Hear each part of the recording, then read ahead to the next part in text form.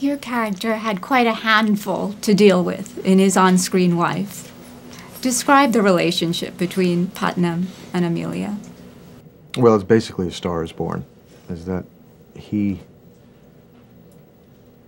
plucked her basically from obscurity and saw something in her. Wasn't the best pilot, was kind of funny looking, but there was some undefined quality that she had that would fit a larger idea that he had, and he'd been hired to do by a rich woman in New York to find a female flyer who would be the first woman to fly the Atlantic. I think what he was taken by mostly was that she was actually a really good writer. She had some poetic sense of adventure and was able to articulate it in a way that was beyond the fact of whatever the flight might be. And somewhere along the line, this very smart businessman actually fell in love with her.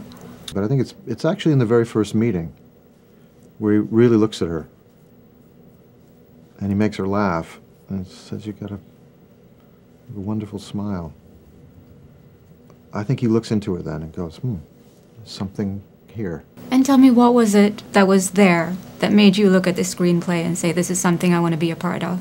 But what I did like was the uniqueness of this relationship, that somehow was respectful of where these two people were coming from. You know, it's obviously romantic, but not in an obvious way. He's patient with this woman beyond what most men, beyond what I could do, for sure. Right. And what was it like working with Hilary, the experience?